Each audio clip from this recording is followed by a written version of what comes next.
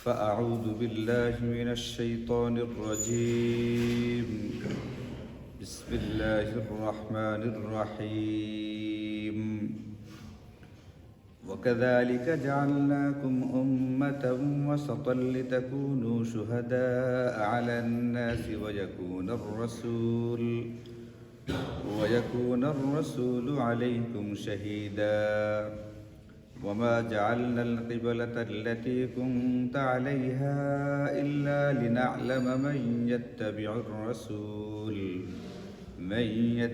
الرسول ممن ينقلب على عقبيه وإن كانت لكبيرة إلا على الذين هدى الله وما كان الله ليضيع إيمانكم إن الله بالناس لرؤوف رحيم. صدق الله مولانا العلي العظيم. سبحانك لا علم لنا إلا ما علمتنا إنك أنت العليم الحكيم. আলহামদুলিল্লাহ, আল্লাহ পাকের মেহেরবানি আর দয়া যে আল্লাহ তাআলা আমাদের কুরআনুল কারীমের তাফসীরের মজলিসে বসার তৌফিক দিয়েছেন। আজকে আমরা আমাদের ধারাবাহিক তাফসীর থেকে সূরাতুল বাকারা এর 143 নম্বর আয়াতে কারিমা একটি আয়াতই তেলাওয়াত করেছি। যে আয়াত তেলাওয়াত করেছি এই আয়াতের আগের আয়াতের মধ্যে আমরা গত সপ্তাহে শুনেছি যে ওখানে কিবলা পরিবর্তন সংক্রান্ত একটি বিষয় আলোচনা হয়েছে। নবীজি সাল্লাল্লাহু আলাইহি ওয়াসাল্লাম মক্কা থেকে হিজরত করে মদিনা যাওয়ার পরে আল্লাহ পাকের নির্দেশে 16 থেকে 17 মাস পর্যন্ত বাইতুল্লাহ এর পরিবর্তে বাইতুল মুকাদ্দাসের দিকে ফিরে নামাজ আদায় করেছিলেন। এরপরে 16 থেকে 17 মাস পরে আবার এটাকে পরিবর্তন করে বাইতুল মুকাদ্দাস এর পরিবর্তে আবার বাইতুল্লাহর দিকে ফিরে নামাজ পড়বার জন্যে আল্লাহ পাকের পক্ষ থেকে নির্দেশনা আসে। তো নবীজি সাল্লাল্লাহু আলাইহি ওয়াসাল্লাম সেই অনুযায়ী বাইতুল মুকাদ্দাস এর পরিবর্তে বাইতুল্লাহর দিকে ফিরে নামাজ পড়তে শুরু করলেন। তখন ইহুদিদের মধ্য থেকে কিছু লোক বিভিন্ন রকমের সমালোচনা করতে শুরু করলো। তো আল্লাহ তাদেরকে বলছিলেন এরা হচ্ছে নির্বোধ, এরা হচ্ছে বোকা। কারণ এখানে বাইতুল মুকাদ্দাস বা বাইতুল্লাহ মূল না, মূল হচ্ছে আল্লাহ পাকের হুকুম। আগের 16 থেকে 17 মাস বাইতুল মুকাদ্দাসের দিকে ফিরা নামাজ পড়া সেটাও ছিল আল্লাহ পাকের হুকুমে। এখন আবার বাইতুল্লাহর দিকে ফিরে নামাজ পড়া সেটাও আল্লাহ পাকের হুকুমেই করা হচ্ছে। এখন এই যে কিবলা পরিবর্তন করা হলো, এটার দুইটা রহস্য, দুইটা কারণ বা হিকমত আল্লাহ তাআলা নিজেই বর্ণনা করতেছেন আমাদের আজকের পঠিত আয়াতের মধ্যে। আজকে যে আয়াতে কারিমা তিলাওয়াত করেছি এটার ভিতরে তার দুটো রহস্য আল্লাহ তাআলা উল্লেখ করতেছেন। এর মধ্যে একটি হচ্ছে, প্রথমত আমরা যারা উম্মতে মুহাম্মাদি আছি, আমরা যারা নবীজি সাল্লাল্লাহু আলাইহি ওয়াসাল্লামের উম্মত, আমাদের ভিতরে একটা ভারসাম্যবদ্ধ পন্থা আনার জন্যে আল্লাহ তাআলা এই নির্দেশনা দিয়েছেন। যত কোনোভাবেই কোনো ক্ষেত্রেই যেন আমাদের ইফরাত তাফরিত, বাড়াবাড়ি বা ছাড়াছাড়ি এই দুইটার কোনো একটা আমাদের মধ্যে না আসে। আমরা জানি যে বনি ইসরাইলের মধ্যে আল্লাহ তাআলা অসংখ্য নবী আর রাসূল পাঠিয়েছেন যাদের কিবলা ছিল বাইতুল মুকাদ্দাস। ওই সমস্ত নবীদের সাথে একটা সম্পর্ক তৈরি করার জন্যে, ওই সমস্ত নবীদের উম্মতের সাথে একটা সম্পর্ক তৈরি করার জন্যে আমাদেরকে কিছুদিন বাইতুল মুকাদ্দাসের দিকে ফিরে নামাজ পড়তে বলা হইল। এতে করে আমরা এটা বুঝে নিলাম যে তাদের সাথে আমাদের কোনো দুশমনির সম্পর্ক নাই, বরং তারা নবী ছিলেন, তাদের উম্মতেরা যারা তাদেরকে নবীদেরকে মেনেছেন তাদের সাথেও আমাদের একটা সম্পর্ক আছে বলেই তো আমরা 16 থেকে 17 মাস পর্যন্ত বাইতুল মুকাদ্দাসের দিকে ফিরে নামাজ আদায় করেছি। যদি এমনটা হইতো যে ঘোড়া করেও কোনোভাবেই বাইতুল মুকাদ্দাসের সাথে আমাদের কোনো সম্পর্ক নাই, তাহলে মানুষ মনে করত অন্যান্য নবী এবং তার উম্মতদের সাথে আমাদের একটা চরম রকমের বিরোধ বা তাদের প্রতি একটা অনীহা, তাদের প্রতি একটা ভালো না লাগার ব্যাপার স্যাপার আছে। তো এই জিনিসটা যে নাই, এটা বোঝাবার জন্য আল্লাহ তাআলা একটা সম্পর্ক করে দিলেন, তাদের সাথে আমাদের একটা মোটামুটি সম্পর্ক হয়ে গেল। এইভাবে আমাদের মধ্যে ইফরাত তাফরিদ, বাড়াবাড়ি ছাড়াছাড়ি, এই দুইটা থেকে বের করে আনার জন্যে, আমাদের ভিতরে একটা ভারসাম্যপূর্ণ অবস্থা তৈরি করবার জন্যে আল্লাহ তাআলা মূলত এই হুকুমটা দিয়েছিলেন। এবং যারা এই বৈশিষ্ট্যটা অর্জন করতে পারবে, বাড়াবাড়ি ছাড়াছাড়ি এই দুইটাকে বাদ দিয়া মধ্য একটা পন্থা যারা অবলম্বন করবে, এই পন্থাটাকে আল্লাহ তাআলা কুরআনুল কারীমে আমাদের উম্মতে মুহাম্মাদিয়ার অন্যতম বিশেষ একটি বৈশিষ্ট্য হিসাবে উল্লেখ করেছেন। এবং এটা আমাদের একটা অনেক দামি এবং মূল্যবান গুণ হিসাবে আল্লাহ তাআলা উল্লেখ করেছেন। এবং যাদের ভিতরে এই গুণটা থাকবে, এ মধ্যপন্থার কোনো ক্ষেত্রেই তার ভিতরে কোনো রকমের প্রান্তিকতা, কোনো রকমের সীমা লঙ্ঘন, কোনো রকমের ছাড়াছাড়ি, একেবারে উদারতার নামে উদাসীনতা থাকবে না। এদের হাসরের ময়দানে কিয়ামতের দিন একটা বিশেষ বা স্বতন্ত্র একটা মর্যাদা এদেরকে দেওয়া হবে। এই জিনিসটা আল্লাহ তাআলা আমাদের আজকের এই আয়াতে কারিমার ভিতরে উল্লেখ করেছেন। এই জন্য আমাদের জিন্দেগির সকল ক্ষেত্রে একটা বিষয়কে আনতে হবে, জিন্দেগির কোনো ক্ষেত্রেই যেন বাড়াবাড়ি ছাড়াছাড়ি না থাকে, সকল ক্ষেত্রে যেন ভারসাম্য বজায় রেখে কাজ করতে পারি, ভারসাম্য বজায় রেখে কথা বলতে পারি। এই জিনিসটা আমাদের ভিতরে আনার আপ্রাণ চেষ্টা করতে হবে। এটা আমাদের অন্যতম একটা বৈশিষ্ট্য। যদি আমার মধ্যে এই বৈশিষ্ট্য না থাকে, তাহলে আমি উম্মতে মুহাম্মাদিয়ার একটা মূল বৈশিষ্ট্যহীন হয়ে গেলাম। আল্লাহ তাআলা বলছেন 143 নম্বর আয়াতে কারিমার মধ্যে, ওয়াকাযালিকা জাআলনাকুম উম্মাতান ওয়াসাতা, আমি তোমাদেরকে মধ্যপন্থী উম্মত বা জাতি হিসেবে সৃষ্টি করেছি। আল্লাহ তাআলা আমাদেরকে যে সৃষ্টি করেছেন, আমাদের সৃষ্টি করার মধ্যেই একটা মধ্যপন্থার ব্যাপার আছে। আগে যে সমস্ত শরীয়ত ছিল, ওই সমস্ত শরীয়তের ভিতরে কোনো শরীয়তের ভিতরে বাহ্যিকভাবে মনে হবে যে একটু বেশি কঠোরতা ছিল, আবার কোনো শরীয়তের ভিতরে একেবারেই বেশি শৈথিল্য ছিল। এই সবগুলোকে কাটছাট করে আল্লাহ তাআলা সর্বশেষ যে শরীয়ত আমাদেরকে দিয়েছেন, এটা হচ্ছে একেবারে ভারসাম্যপূর্ণ এবং আমাদের মানব জাতির সাথে খুবই সামঞ্জস্যপূর্ণ একটা শরীয়ত। যেমন ধরুন সাইয়্যিদুনা হযরত মুসা আলাইহিস সালাতু ওয়াস সালামের শরীয়তের মধ্যে একটা বিধান ছিল, এরকম কোনো ব্যক্তি গুনাহ করলে তার শাস্তি হচ্ছে তাকে মৃত্যুদণ্ড দেওয়া। তাও আবার কি নিজেকে হত্যা করবে, নিজের গোত্রের লোকেরা নিজের গোত্রের লোকদেরকে হত্যা করবে। তাদের ভিতরে এমনটা ছিল যে তাদের কোনো কাপড়ে নাপাক লাগলে, আমাদের তো নাপাকটা ধুয়ে ফেললে হয়, তাদেরটা একবারে কাপড়ে ওই অংশ কাইটা কি করতে হইতো, ফেলাই দিতে হইতো। খুব কঠিন একটা ব্যাপার ছিল। আবার সাইয়্যিদুনা হযরত ঈসা আলাইহিস সালাতু ওয়াস সালামের শরীয়তের ভিতরে অনেক ক্ষেত্রে ব্যাপক আকারে ছাড় দেওয়া ছিল, যেটা আমাদের শরীয়তে গ্রহণযোগ্য না। তো এই সবগুলোকে একটু পরীক্ষা নিরীক্ষা করে, যাচাই বাছাই করে আমাদেরকে এমন এক শরীয়ত দেওয়া হয়েছে, এটার ভিতরে কোনো রকমের বাড়াবাড়িও থাকবে না, কোনো রকমের ছাড়াছাড়িও থাকবে না। এই জন্য আমাদের জিন্দিগির একটা বৈশিষ্ট্য হিসাবে এটাকে মেনে নিতে হবে, নিজের ভিতরে আনার চেষ্টা করতে হবে যে আমি জিন্দিগির সকল ক্ষেত্রে মধ্যপন্থা অবলম্বন করি, কোনো ক্ষেত্রেই কোনো ব্যাপারেই আমার ভিতরে যেন বাড়াবাড়ি আর ছাড়াছাড়ি না থাকে। যারা দুনিয়াতে এই বৈশিষ্ট্যটা অর্জন করতে পারবে, তাদের জন্য হাসরের ময়দানে একটা বিশেষ মর্যাদা দেওয়া হবে, যেটা সামনের অংশে আল্লাহ তাআলা বলতেছে। এখন আগে মধ্যপন্থার যে ব্যাপারটা, এটা কোন ক্ষেত্রে তার ছোট্ট একটু আলোচনা যদি আমরা শুনি, মুফতি মুহাম্মদ শফি রাহিমাহুল্লাহ তাফসীরে মাআরিফুল কুরআনের মধ্যে এনেছেন।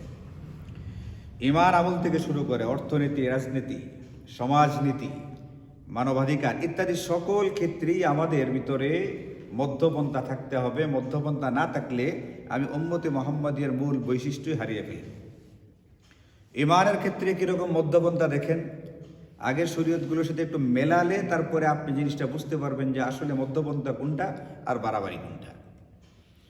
আমরা জানি ইহুদি একটা সম্প্রদায় ছিল, যাদের ব্যাপারে বিস্তারিত আলোচনা এখানে হচ্ছে এবং সামনে আরও হবে, ইতিমধ্যে হয়েছে। ইহুদি সম্প্রদায় যারা ছিল, এদের ঈমানের ক্ষেত্রে বাড়াবাড়ি দেখেন। এক নম্বর হচ্ছে ঈমান, আকীদা। এই ক্ষেত্রে আমাদের মধ্যপন্থা থাকতে হবে, এখানে কোনো রকমের বাড়াবাড়ি ছাড়াছাড়ির কবলে পতিত হওয়া যাবে না। ইহুদিদের মধ্যে ঈমান আকীদার ক্ষেত্রে বাড়াবাড়ি ছিল কি, ওয়াকালাতিল ইয়াহুদ উযাইর ইবনুল্লাহ, ইহুদিরা বলতো হযরত উযাইর আলাইহিস সালাম আল্লাহ পাকের পুত্র। নাউযুবিল্লাহ, আল্লাহ পাকের কোনো পুত্র হয়? লাম ইয়ালিদ ওয়া লাম ইউলাদ, আল্লাহ কোনো সন্তান জন্ম দেন নাই এবং কারো কাছ থেকে তিনি জন্ম নেনও নাই। তাহলে তাদের এই যে আকিদা, এই যে বিশ্বাসটা, এটা অত্যন্ত জঘন্য রকমের একটা আকিদা, জঘন্য রকমের বিশ্বাস। তারা ঈমান আর আকিদার ক্ষেত্রে বাড়াবাড়ি করে ফেলেছে। আবার খ্রিস্টানরা যারা, তারা বলতো ওয়াকালাতিন নাসারা, এরা বলতো যে হযরত ঈসা আলাইহিস সালাতু ওয়াস সালাম আল্লাহ পাকের পুত্র, নাউজুবিল্লাহ।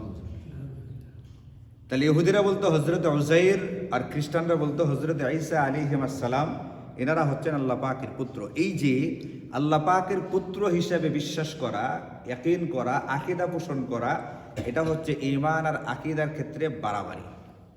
আমাদেরকে বলা হচ্ছে আমাদের এই বাড়াবাড়ি করা যাবে না। আমাদের নবীজি সাল্লাল্লাহু আলাইহি ওয়াসাল্লামকে সাহাবায়ে কেরাম সর্বোচ্চ মহব্বত করেছেন।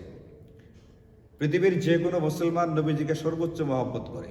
আমরা শত শত বছর পরে, নবীজির ওফাতের শত শত বছর পরে পৃথিবীতে এসেছি, কিন্তু এখনও নবীজির ব্যাপারে কেউ কিছু বললে, নবীজিকে নিয়ে কটূক্তি কটাক্ষ করলে সারা পৃথিবীতে প্রতিবাদের আগুন জ্বলে ওঠে। কেন?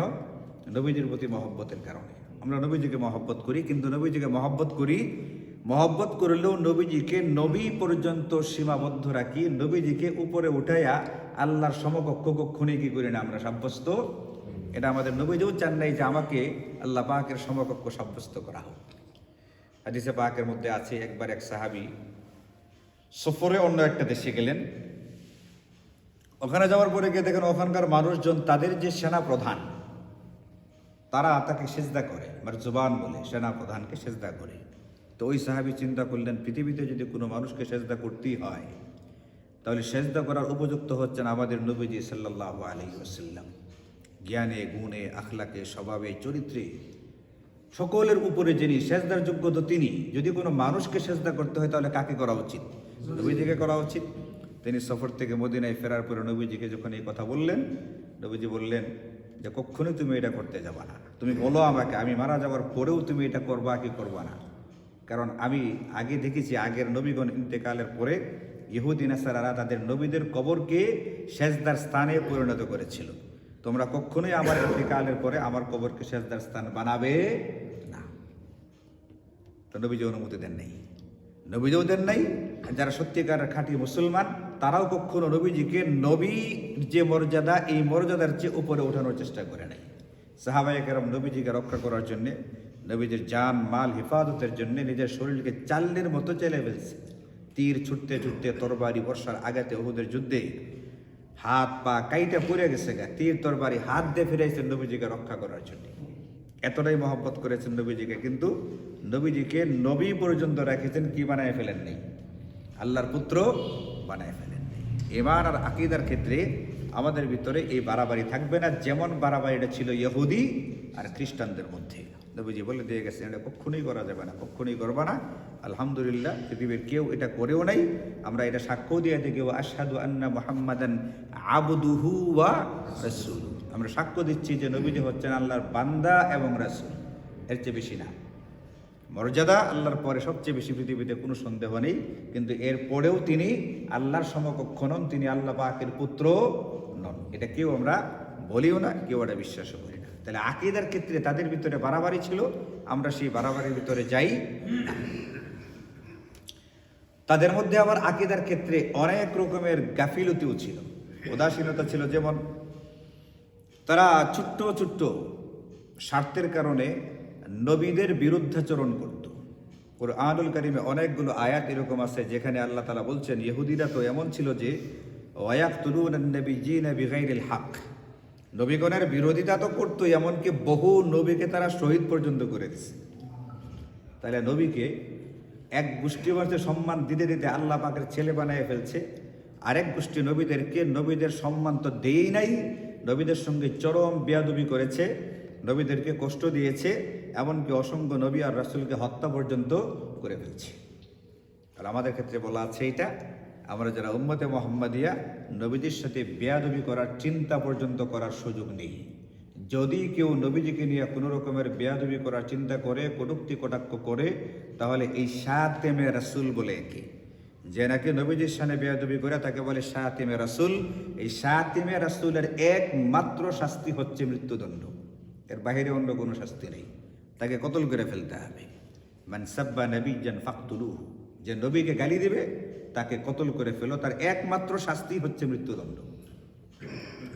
এই জন্য তাদের ভিতরে উদাসীনতা, গাফিলতি ছিল নবীদের সাথে, কিন্তু আমাদের বেলায় নবী রাসূলদের সাথে কোনো রকম কি নেই, এই বিয়াদবির সুযোগ বিন্দুমাত্র রাখা হয়নি।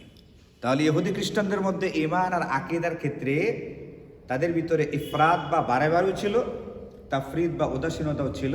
আলহামদুলিল্লাহ, আমাদেরকে এমনভাবে বানানো হয়েছে, আমাদেরকে এমনভাবে বিশ্বাস করতে বলা আছে, এমনভাবে ঈমান আর আকীদা লালন করতে বলা আছে যে আমরা যেন কখনোই নবীদের ক্ষেত্রে বাড়াবাড়িও না করি, আবার ঘনাত করে নবীদের সাথে কোনো রকমের উদাসীনতা, বেয়াদবির চিন্তা না করি। আমলের ক্ষেত্রে দেখেন, আমাদেরকে বলা আছে কোনো রকমের বাড়াবাড়ি ছাড়াছাড়ি করা যাবে না, আমলের ক্ষেত্রেও মধ্যপন্থা অবলম্বন করতে হবে। কী রকমের বাড়াবাড়ি ছিল তাদের ভিতরে দেখেন, ইহুদি খ্রিস্টানদের ভিতরে একদল লোক এমন ছিল, ইবাদত বন্দেগী করতে গিয়া, ইবাদত বন্দেগী করতে করতে তারা বৈরাগ্যবাদকে গ্রহণ করে নিছে, রাহবানিয়া, মানে বিয়ে শাদী করবে না, সংসার বাদ দিছে, সংসার বাদ দিয়া বিয়ে শাদী বাদ দিয়া জঙ্গলেকে পার হয়ে গেছে। আল্লাহ পাক এটা দেন নাই, রাহবানিয়াতান ইবতাদাউনহা, এটা তারা নিজেরা তৈরি করছিল। এটা ইবাদতের নামে আল্লাহ পাক এটা বলেন নাই বউ বাচ্চা ছাইরা, সংসার ছাইরা, দুনিয়া ছাইরা কইকে বয়ে থাকো, পাহাড়ে জঙ্গলে বসে থাকো, এটার কথা আল্লাহ রাসূল বলেন নাই। তো তারা ইবাদতের ক্ষেত্রে বাড়াবাড়ি করছে, বেশি ইবাদত করতে গিয়া সংসার জীবনে কি দিয়ে দিছে, বাদ। অথচ একটা মানুষের স্বাভাবিক চাহিদা হচ্ছে এটা, প্রাকৃতিক চাহিদা হচ্ছে এটা, তার সংসার থাকবে, বাল বাচ্চা থাকবে, তাদের সাথে সময় পার করবে, তাদের জন্য আয় উপার্জন করবে, তাদের সাথে সময় পার করবে। গত শুক্রবারে বললাম বাচ্চাদেরকে সময় দেন, তাদেরকে নিয়ে বই মেলায় দেন, বললাম না এটা গত শুক্রবারে? এটা একটা ইসলামের অংশ, এটা একটা আমলের অংশ, এটা আমল। তারা এটাকে এইগুলো করবে দূরের কথা, বিয়ে শাদী করে নেই। এরকম এখনও কিছু কিছু ধর্মের ভিতরে আছে, তারা বিয়ে শাদী করে না, পরে পেপার পত্রিকায় পড়ি গির্জার ভিতরে যে সমস্ত মেয়েরা সেবিকা থাকে এদেরকে দর্শন করে একবারে নাশ বিনাশ করে ফেলে। কারণ একজন ব্যক্তির প্রচণ্ড ক্ষুধা আছে, সে যতই বলুক আমি খেতে চাই না, আমি খেতে চাই না, যখন সুযোগ পাবে সে খাবে না, কেউ দেখতেছে না, খাবে না, সে বরং মাত্রাতিরিক্ত খাওয়ার চেষ্টা করবে।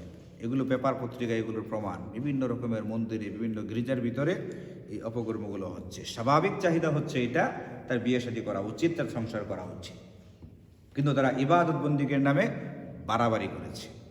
আবার ইহুদি খ্রিস্টানদের মধ্যে একদল লোক এরকম ছিল, তারা ইবাদত বন্দিগির ক্ষেত্রে চরম রকমের উদাসীনতা করছে। যে সমস্ত বিধিবিধানের উপর আমল করা সহজ, তারা সেই সমস্ত বিধিবিধানের উপর আমল করছে, আর যে সমস্ত বিধিবিধানের উপর আমল করা কঠিন, তারা সেইগুলোকে প্রকাশ্যে নবীর কাছে বলে দিয়েছে আমরা করতে পারবো না। আল্লাহ তাআলা সাইয়্যিদুনা হযরত মুসা আলাইহিস সালাতু ওয়াস সালামকে বললেন, আপনি আপনার সম্প্রদায় নিয়ে আপনার যে মূল এলাকা সেটাকে উদ্ধার করার জন্য আপনি যান। তো বনী ইসরাঈলকে সাথে নিয়ে রওনা করছে। এরা বলে যে ইযহাব আনতা ওয়া রাব্বুকা। ওখানে আমালেকা নামে একটা সম্প্রদায় বসবাস করতো। তো তারা বললো যে মুসা আলাইহিস সালামকে, আপনি আর আপনার রব গিয়ে যুদ্ধ করেন, আমরা এখানে বসলাম, আমরা যুদ্ধ করতে যেতে পারবো না। এরা বিরাট শক্তিশালী গোষ্ঠী, এদের সাথে যুদ্ধ করতে পারবো না। ইযহাব আনতা ওয়া রাব্বুকা ফাকাতিলা ইন্না হাহুনা কাঈদুন, আমরা এখানে বসে থাকবো, আপনারা যুদ্ধ করে বিজয়ী হয়ে এলাকা নিরাপদ হইলে পরে আমরা ওখানে কি করব, ওখানে আমলটাকে না করবার জন্য প্রকাশ্যে সে মানা করে দিয়েছে, তারা এই আমল করতে পারবে না। তাহলে ইহুদি আর নাসারাদের ভিতরে আমলের ব্যাপারে একদল লোক বাড়াবাড়ি করতে করতে এতটা বাড়াবাড়ি করে যে সংসার বাদ দিছে, আর একদল লোক প্রকাশ্যে আমল করবে না, এই কথা নবী রাসূলদের মুখের উপরে বলে দিত। কিন্তু আমাদেরকে বলা আছে সংসার করতে হবে, সংসার এটা দ্বীনের অংশ, মুআশারাত এটা আমাদেরকে যে দ্বীন দেওয়া আছে এটা দ্বীনের অংশ। এই জন্য যেটা বলা আছে, স্ত্রীর মুখে মুখে লুকমা তুলে দিলে এটার বিনিময়ে সওয়াব দেওয়া হয়। তুমি যে দিনার বা টাকা পয়সা খরচ করো মসজিদ নির্মাণের পিছনে, মাদ্রাসা নির্মাণের পিছনে, জনকল্যাণে, ব্রিজ সাঁকু বানাইতে গিয়া বিভিন্ন ক্ষেত্রে খরচ করো, এইগুলোর ভিতরে সবচেয়ে বেশি সওয়াব হয় যে পয়সাটা তুমি তোমার স্ত্রী সন্তানের পিছনে খরচ করো। এটা নবীজির কথা, এটা বানোয়ার কথা না, হাদিস। এটা স্ত্রী সন্তানের জন্য উপার্জন করা এটা দ্বীনের অংশ, তাদের জন্য খরচ করা এটা সওয়াব আছে এটার ভিতরে। মসজিদ মাদ্রাসার চেয়েও বেশি সওয়াব হবে ওইটার মধ্যে। এটা হুঁশ নাই আমাদের, জানা নাই, শরীয়ত সম্পর্কে জানি না। এই জন্য গত সপ্তাহে বলছিলাম বই কিনতে হবে, বই পড়তে হবে। কিন্তু আমাদের লালন মেলায় যাওয়ার সময় হয়, কিন্তু বই মেলায় যাওয়ার কি হয় না, সময় হয় না। ফেসবুকে সময় পার করার সময় হয়, কিন্তু বইয়ের 2-4টা পৃষ্ঠা পড়বার মতো কি হয় না, সময় হয় না। এই জন্য দিন সম্পর্কে অবগতি নেই, দিন সম্পর্কে জানাশোনা নেই, ভুল বুঝা নিজের কল্পিত একটা সুরতকে দিন মনে করে বসে আছে, সত্যিকারের দিন কোনটা সেটা তার জানাই নেই, বুঝেইনি। এই জন্যে ইবাদত বন্দেগীর ক্ষেত্রে তারা বাড়াবাড়িও করতো, ছাড়াছাড়িও করতো। আমাদেরকে এটা করা যাবে না। সংসার করতে হবে, বউ বাচ্চাকে সময় দিতে হবে, পিতামাতাকে সময় দিতে হবে, আত্মীয়স্বজনের সাথে যোগাযোগ রাখতে হবে, তাদের খোঁজ খবর নিতে হবে। আবার শরীয়তের যে বিধানটা, এমন কোনো বিধানটা জানবার পরে মুসা আলাইহিস সালামের উম্মতের মতো এই কথা বলা যাবে না, আপনার আগে করেন, আমরা এখানে বসে আছি। যখন জানা যাবে এটা একটা শরীয়তের বিধান, এটার উপরে যতটুকু পারা যায় আমল করার চেষ্টা করতে হবে। নবীজি বলছেন, লা তাহকিরান্না শাইআম মিনাল মারুফ, যে কোনো রকমের নেকির কাজের সুযোগ যদি আমার আপনার সামনে আসে, তাহলে ওটার ভিতরে অংশগ্রহণ করার চেষ্টা করতে হবে। যত রকমের নেকির কাজ আছে, আমার কিছু না যেন অংশগ্রহণ সেটার ভিতরে থাকে, এটা চেষ্টা আমাদেরকে করতে হবে। কোনো ইবাদতকে হেলাফেলা করা যাবে, এইভাবে আমাদেরকে মধ্যপন্থা শেখানো হয়েছে। একবার তিনজন সাহাবী হযরত আলী রাদিয়াল্লাহু আনহু সহ তিনজন সাহাবী নবীজির স্ত্রীগণের কাছে গেছেন। গিয়া স্ত্রীগণের কাছে জিজ্ঞেস করছেন, রাত্রিবেলায় নবীজি কি রকমের ইবাদত বন্দেগী করেন এটা আমাদেরকে বলেন, আমরাও নবীজির মতো ইবাদত বন্দেগী করতে চাই। তো উম্মাহাতুল মুমিনিন যারা ছিলেন, নবীজির স্ত্রীগণ যারা ছিলেন, তারা তাদেরকে বললেন যে নবীজি রাত্রিবেলায় এই ইবাদত বন্দেগীগুলো করেন। তারা বললেন যে এটা তো অনেক কম হয়ে যায়, এটা কিভাবে হয়? আরেকজন বলে, আরে নবীজির তো ইবাদত কম করলেও কোনো অসুবিধা নাই, নবীজির তো কোনো গুনাহ নাই, কিন্তু আমাদের আরো বেশি করতে হবে। তো বেশি কী করা যায়? একজনে বলতে চিন্তা করছে জীবনে বিয়েই করবো না, বিয়ে শাদী না করে সারা রাত খালি ইবাদত বন্দেগী করবো। বিয়ে করতে গেলে তো ইবাদত বন্দেগী করা যাবে না, অসুবিধা হবে, বাদ। আর একজনে বলে চিন্তা করছে, আমি চিন্তা করছি সারা জিন্দেগি রোজা রাখবো দিনের বেলায়, রোজা ভাঙতে হবে না কোনো দিন। হ্যাঁ,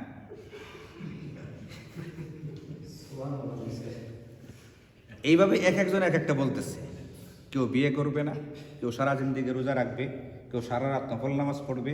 এই আলোচনা করতে করতে নবী যে বাহিরে ছিলেন, তিনি আয়েশা কিছুটা শুনে ফেলছেন আলোচনাটা। শোনার পরে বললেন, শোনো, আমি রাত্রিবেলায় ঘুমাই, আবার রাত্রিবেলায় ইবাদত বন্দেগীও করি। আমি রাত্রিবেলায় স্ত্রীদেরকে সময়ও দিই। আমি দিনের বেলায় কোনো দিন নফল রোজা রাখি, আবার কোনো দিন নফল রোজা রাখি না। দিনের বেলা খাওয়া দাওয়াও করি। আমি যেরকম তোমার এরকম ইবাদত বন্দেগীর পিছনে সময় দিই, এরকম আমি একাধিক বিয়ে করেছি, বিয়ে করার মাধ্যমে স্ত্রীদেরকেও সময় দিই। এবং মনে রাখবা, ওয়াযালিকা মিন সুন্নতি, এটা হচ্ছে আমার সুন্নত। এখন কেউ যদি ফামান রাগিবা আন সুন্নতি, আমার এই সুন্নত থেকে বিমুখ হয়, এই যে স্বাভাবিক পন্থাটাকে কেউ যদি এড়িয়ে চলে, তাহলে ফালাইসা মিন্না, সে আমার উম্মতের অন্তর্ভুক্তই না। সুতরাং সারা জিন্দেগি রোজা রাখবা, এই চিন্তা বাদ দাও। সামর্থ্য অনুযায়ী রোজা রাখো, আবার রোজা ছাড়ো। শরীয়ত বলছে মাসে 3 দিন রোজা রাখতে, 13, 14, 15 চন্দ্র মাসের 13, 14, 15 তারিখে রোজা রাখো। শরীয়ত বলছে প্রতি সপ্তাহের 2 দিন, সোমবার বৃহস্পতিবার রোজা রাখো, বা শেষ বাকি দিনগুলো খাওয়া দাওয়া করো। এই যে একটা মধ্যপন্থা শেখানো হয়েছে, সারা জিন্দেগি টানা রোজা রাখা হবে, এটা ইসলাম পছন্দ করে নেই। আবার সারা রাত্রি নফল নামাজ পড়া হবে, বউ বাচ্চাকে সময় দেওয়া হবে না, এটাও ইসলাম পছন্দ করে নেই। বলছেন নবী যে এটা আমার তরিকাই না, সারা রাত্রি নফল নামাজ পড়া এটা আমার কি না, তরিকা না। আমি কখনো ঘুমাই, কখনো ইবাদত করি, কখনো স্ত্রীদেরকে সময় দিই, এটাই হচ্ছে আমার সুন্নাহ, এটা হচ্ছে আমার আদর্শ। যদি এইভাবে তুমি চলতে পারো, তাহলে তুমি আমার শরীয়তের মধ্যে আসো, আর নতুবা তুমি আমার শরীয়তের মধ্যে নাই। মধ্যমতা শিখিয়েছেন নবীজি সাহাবীদের। হাদিসের কিতাবগুলোর ভিতরে বাবুল কাসদ একটা অধ্যায় আছে, মধ্যপন্থা সম্পর্কিত অনুচ্ছেদ। একাধিক আয়াত, একাধিক হাদিস এগুলোর ভিতরে আনা আছে। আইনা শিখাইছেন আমাদের জিন্দেগিতে মধ্যপন্থা থাকতে হবে, বাড়াবাড়ি ছাড়াছাড়ি থাকতে পারবে না। সুতরাং ইবাদত বন্দেগীর ক্ষেত্রেও মনে রাখতে হবে, এত বেশি ইবাদত করা যাবে না যে বৈরাগ্যবাদের মধ্যে পড়ে অথবা বাড়াবাড়ি হয়ে যায়। আবার এতটা উদাসীন হওয়া যাবে না যে ফরজ, ওয়াজিব, সুন্নাতে মুআক্কাদা কি হয়ে যায়, ছুটে যায়। এটাও কিন্তু আমাদেরকে করা যাবে। এরকমভাবে দেখেন আমাদেরকে মধ্যপন্থা শেখানো হয়েছে অর্থনৈতিক ক্ষেত্রে। পুঁজিবাদী যে অর্থ ব্যবস্থা, এটার ভিতরে ব্যক্তি যে যেভাবে পারে উপার্জন করবে, অন্য কারো সুখ দুঃখ দেখার তার দরকার নেই। এখানে লাগামহীন মালিকানা দিয়ে দেওয়া হয়েছে, যে যেমনি পারে কামাইতে থাকো, কোনো অসুবিধা নাই। এই জন্য এখানে হালাল হারামের কোনো বাছবিচার নাই, অন্যের সুখ দুঃখের কোনো অসুবিধা নাই, অন্যকে চোষা হচ্ছে কিনা তার কোনো অসুবিধা নেই। যেখানে 1 লক্ষ টাকা পাঠাইলে গেলে 33 টাকা লাগে, সেখানে 1000 টাকা পাঠাইতে গেলে 20 টাকা দিতে হবে। দেখার কেউ নেই, তুমি ইচ্ছা করলে পাঠাও, ইচ্ছা করলে না পাঠাও, তোমাকে কে বলছে পাঠাইতে? কিন্তু এটা দেখার তো দরকার। দেশ তো একটা নিয়ন্ত্রণহীনভাবেই চলতে পারে না, সব কিছুর ভিতরে একটা লাগাম থাকতে হয়, একটা স্বাভাবিকতা থাকতে হয়। আমাদের ইসলাম ধর্মটাই হচ্ছে একটা স্বাভাবিক ধর্ম। অর্থনীতির ক্ষেত্রে পুঁজিবাদী যে অর্থ ব্যবস্থাটা, এখানে ব্যক্তি মালিকানাকে চরমভাবে লাগামহীন করে দেওয়া হয়েছে। এখন যে যেভাবে পারে কামাইতেছে। এখানে সুদ ঘুষকে বলতে গেলে, সুদকে তো একবারে বৈধতাতে দেওয়াই হয়ে গেছে আইন করেই, আর ঘুষটাকেও কেমন যেন দেখেও না দেখার ভান করে একরকমের কি দিয়ে দেওয়া হয়েছে, অনুমোদন দিয়ে দেওয়া হয়েছে। হালাল হারামের, জায়েজ না জায়েজের, বৈধ অবৈধতার, অন্যের সুখ দুঃখ, অন্যকে কোনো অসুবিধা করা হচ্ছে কিনা এটার কোনো দেখাই হইতেছে না। সিন্ডিকেটের নামে যখন যা ইচ্ছা মূল্য বাড়ানো হইতেছে। আবার আরেকটা দেখেন, সমাজতান্ত্রিক যে অর্থ ব্যবস্থা, ওটার ভিতরে আবার ব্যক্তি মালিককে নাকি স্বীকারই করে না, ব্যক্তি কোনো মালিক হইতে পারবে না। বরং কোনো কোনো রাষ্ট্রে এটাকে এতটাই বাড়াবাড়ি করে যে ব্যক্তি যদি মালিকানা দাবি করে তাহলে এটা শাস্তিযোগ্য অপরাধ পর্যন্ত হয়ে যায়। তাহলে মালিককে, সমস্ত সম্পত্তির মালিক হচ্ছে রাষ্ট্র। হ্যাঁ না, মানে সমাজতান্ত্রিক ব্যবস্থায় সমস্ত সম্পত্তির মালিক কি? রাষ্ট্র। রাষ্ট্র যাকে যতটুকু দরকার ততটুকু দিবে, কিন্তু ব্যক্তি কোনো মালিকানা লাভ করতে পারবে না।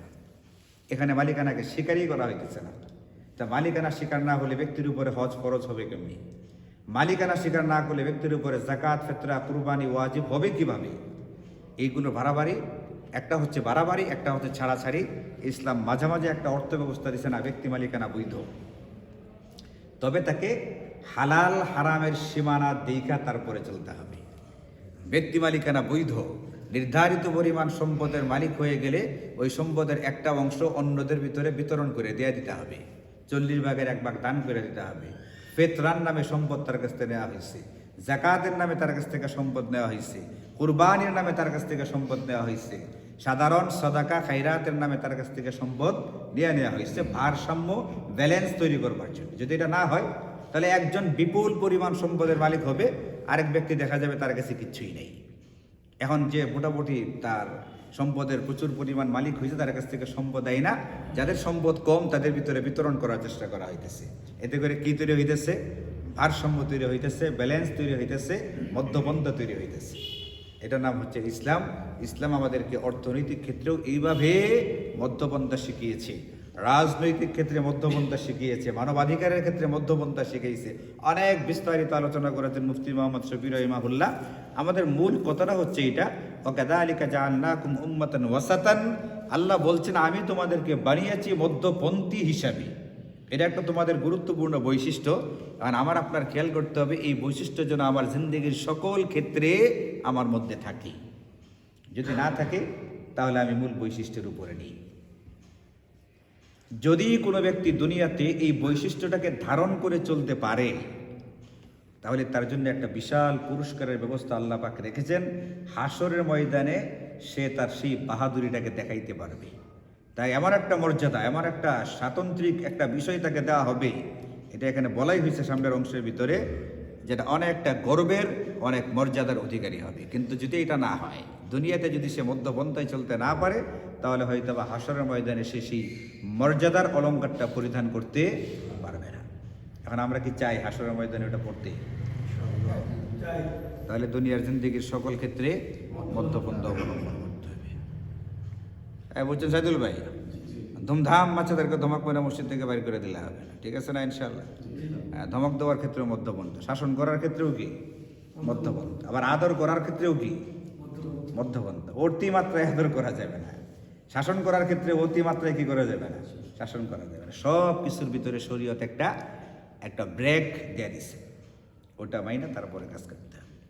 করতে পারলে হাসরের ময়দানে কি বৈশিষ্ট্য অর্জিত হবে ইনশাআল্লাহ, আল্লাহ পাকের তৌফিক হলে, যদি আগামী সপ্তাহে আল্লাহ যদি তাফসীর করার সুযোগ দেন তাহলে ইনশাআল্লাহ আমরা আগামী সপ্তাহে করবো ইনশাআল্লাহ।